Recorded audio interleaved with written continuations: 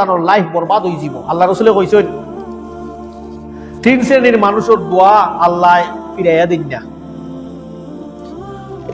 আসমানের দরজা খুলে দেওয়া ওই 3 শ্রেণীর মানুষ যখন দোয়া করে আল্লাহর কাছে, মাঝানো আর কোনো পর্দা থাকে না, ডাইরেক্ট যাই গিয়ে আল্লাহর তাই।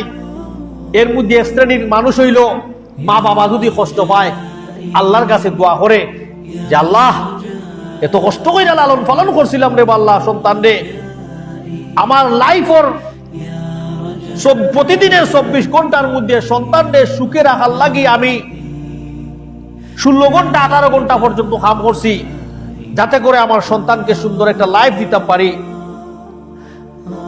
অনেক সময় রাত ঘুমাইছি না, ফজরের নামাজ পড়া বার হইয়া গেছি, অনেক সময় রাত্রে 10টা তাইছি, বাচ্চারে ঘুমত হইয়া গেছি, আইয়াও পাইছি ঘুমো, তারে সুন্দর করে টাইম দিতাম পারছি না। খেনে বড় হইলে যাতে সুন্দর একটা লাইফ তারে আমি দিতাম পারি, বালা পজিশনে আমি দুনিয়ায় তারে তুইয়া যাইতাম পারি।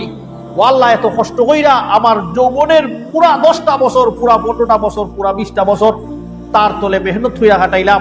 আজকে সে সমাজে স্টাবলিশ হইছে, স্টাবলিশ হওয়ার পরে আমার সে দেখে না। ও আল্লাহ এত কষ্ট কইরা সন্তান লালন পালন করছিলাম, আপনার আদালতও আমি বিচার দিলাম। যদি কোনো মা বাপ এইরকম আল্লাহর কাছে দোয়া করিলায় এর লাইফ বরবাদ হয়ে দিব।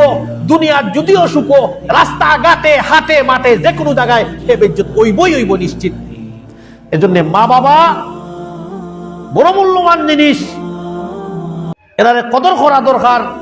এরার লগে বেয়াদবি করা যাইতো না, সাধ্য অনুযায়ী তাদের খেদমত করে যাবেন। যতক্ষণ পর্যন্ত তারা আপনারে হারাম কোনো কাজের লাগে নির্দেশ দিত না, ততক্ষণ পর্যন্ত তারা ডাকে নফল নামাজ থাকলেও বাধ্যা মা বাবার কথা দিবা, এরকম গুরুত্ব দেওয়া হয়েছে। এজন্য সম্মানিত মুসলিম কেরাম,